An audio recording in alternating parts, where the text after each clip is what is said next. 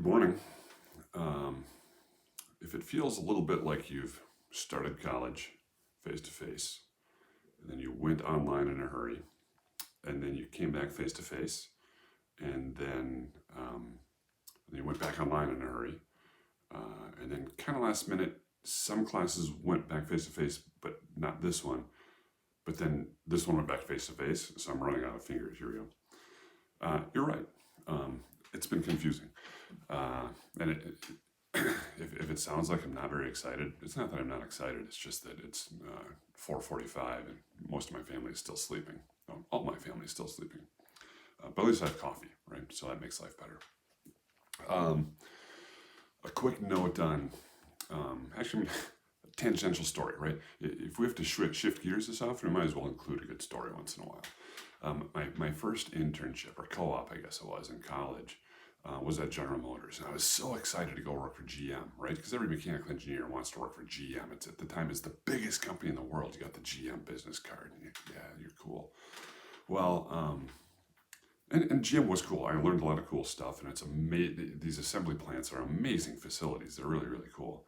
But I learned that these huge organizations are a little bit frustrating because everything moves so slow. You know, there's a directive from the CEO, and the CEO goes to all the VPs, and from the VPs to the plant managers, and from the plant managers to the line, line supervisors, and then the line techs, and then the engineering staff fits in wherever it does, right? And for any communication to happen, this information has to go up to the top and then come back down, or it's like a Christmas tree of triangles that to get anything done. Well, the University of Wisconsin isn't as big as General Motors, but it's still pretty big, right? And so these messages come down from the chancellor to the provost, to the deans, to the chairs, to the associate chairs, and then finally they get down to the professors. But by the time this happens, right, something else might have happened from here. So instead of this nice, neat triangles, in times such as a pandemic, especially a resurgence of a pandemic, things are happening fast. So it just doesn't work well. Nonetheless, we're going to go back face to face. But the where we're going to go back face to face due to equipment restrictions and of course lab capacity restrictions, we have to do things a little differently. So I've posted the new schedule. We'll take a look at it here. So right now we're in the middle of week 5, but we've already kind of committed to doing this one. Let's do this in red here. We've already committed to doing this one face to face. So you're going to watch the compression video, and then you'll do those tasks, and then those will be due next week, right? And then what we're going to do is jam in what I think are the most interesting experiments, or the most useful experiments. We're going to jam those in really fast, right? Those are tension, compression, bending, and torsion. So we're going to go like that. Now that's not exactly perfect. The reason being, one of the most interesting things about the torsion experiment is the relationship between torsion, shear, and normal stresses, right?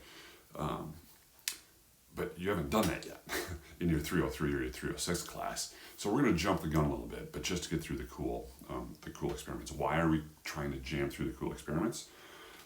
Because we're going to, I'm just going to hold my coffee, but I can't talk with two hands, right? Or I need two hands to talk. In order to, what am I trying to say? I'm going to have to edit this now. That sucks. So why are we jamming through these 4 experiments? Because we kind of thought, as long as we have to keep changing gears and pivot constantly and do something else and do something else and do it this way, we might as well just take this opportunity to do something cool. And what I think would be really cool is to actually do a project, right? And take some material or some object or some device that is important to your life and test it somehow, right? What exactly is that? We'll talk about that a little bit more. But probably the 4 simplest tests you can do to some device would be tension, compression, bending, and torsion, right? Those are the 4 ways things are typically loaded. And so we want to get through those 4 experiments so you're familiar with the equipment, familiar with the data that comes out of these tests, and then you can apply them to something in the real world. Okay, so that's in the next 3 weeks. We'll get through the rest of those experiments. Compression will remain online. Torsion, because we only really have one working torsion tester. We're working on getting a bunch of new ones, hopefully. But for now, we only have one. We can't all crowd around that. We're not supposed to crowd anywhere right now, but we certainly could crowd around the torsion machine. So that one will remain online. Bending is a really neat one. We'll do that one face to face. So then you're going to do this project, right? Well, what is the project? What we're going to do is find something that's interesting to your life and test it. Normally, we would just do a project proposal where you have to come up with something and then propose, hey, I plan to do this test and here's how I'm going to do it. This semester, we're actually going to do it. And the classic example, of these, most of you are sophomores, maybe a handful of juniors, so you're 19, 20-year-old, like, oh, I don't have an idea for a project. So let me just kind of help you through my day. So I get up in the morning. I don't really use an alarm clock. I just wake up at 4 in the morning. So I get out of bed and I walk down to the kitchen and I turn on the coffee machine, right? And I make a cup of coffee and when I steam the milk for my cappuccino, I have to twist this valve. I'm like, oh, twisting. That's a torsion test.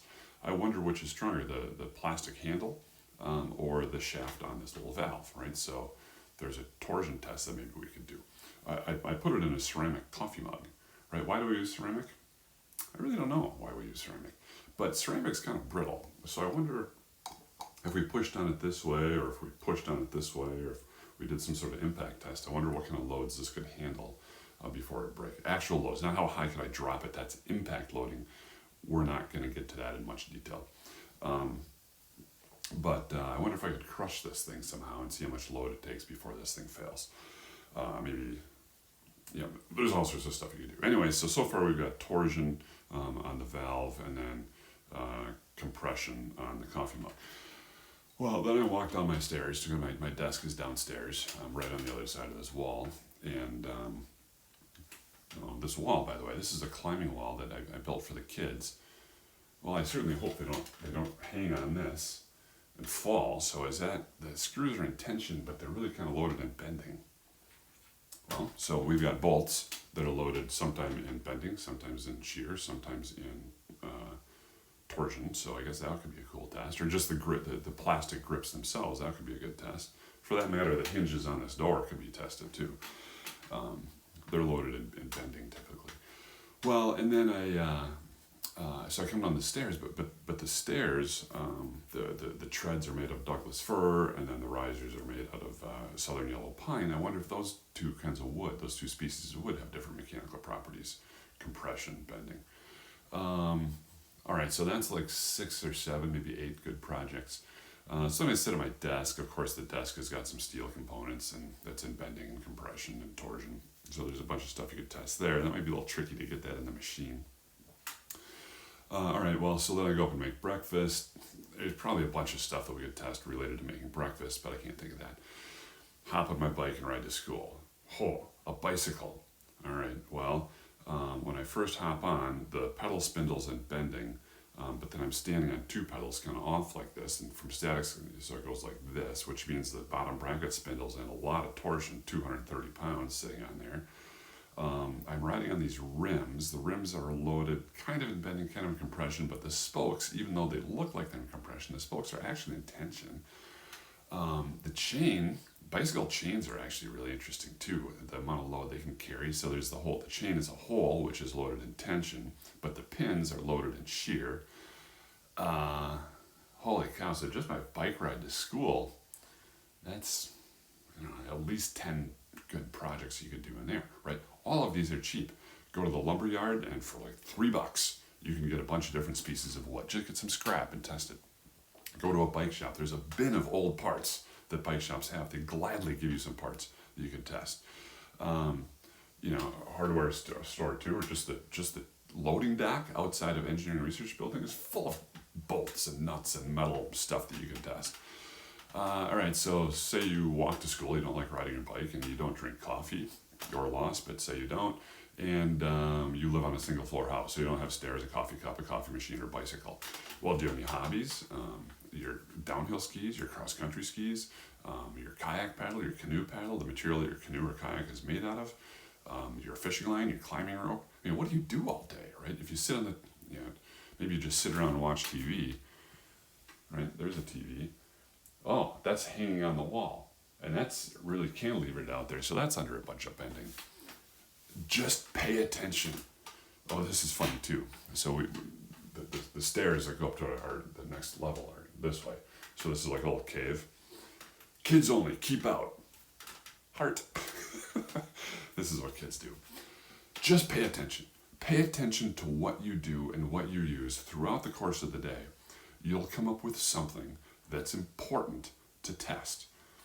Once you have this idea, you have to figure out, how am I going to test it? How is this thing loaded? And how do I fit this thing on the machine? So we've given you lots of time, right? We're going to give you a tour of, so the project discussion lab tour. Here's the machines, here's all the different grips we're going to use. And then the next week, we're going to do some simple experiments here, but we're also just going to come to the lab and we're going to talk about how are you going to test this, right? And so how are you going to get this thing loaded on the machine? And then we're going to give you a week to collect some data, and you're going to say, hey, how does the data look? And you're going to give us a preliminary data report. After that, you're going to go back and redo it because it never works the first time. By this time, it's week 12, and you have to go home, and you're going to stay home. You've got to work a week to work on reports, then you turn the report in, and then you'll give a presentation to show us what you did. So what do we want? We don't want to see anything long or elaborate. This is, after all, a 1-credit class, and I'm constantly harangued because it's too much work for 1 credit. It's not. You should work on this about 3 hours a week. That's all we ask. But what do we want out of this report? It should be short.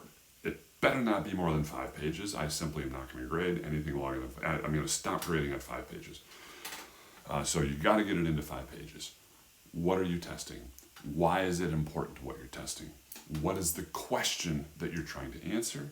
And how is the question answered? It should be you can't say, what's the best coffee cup? What you have to say is, what are the loads, the compressive loads, that different coffee cups can handle? What is the best wood? No. What is the difference in bending strength between 3 or 4 different species of wood? Which is stronger, brake cables or shifter cables on your bicycle? Are double-butted spokes or straight-gauge spokes stronger? There has to be a question that can be answered with a number or a plot or a series of plots or whatever. But you guys are, at this point in the semester, very good at making plots about material properties. So that's kind of where we're going. On behalf of the UW and the College of Engineering and the Department of Mechanical Engineering, I'm sorry, this has just been kind of a convoluted, frustrating path of face-to-face and online. We'll make the best of it, and we'll have some fun, and we'll learn something, right? And I think this is a really, really important exercise to learn how to actually test something.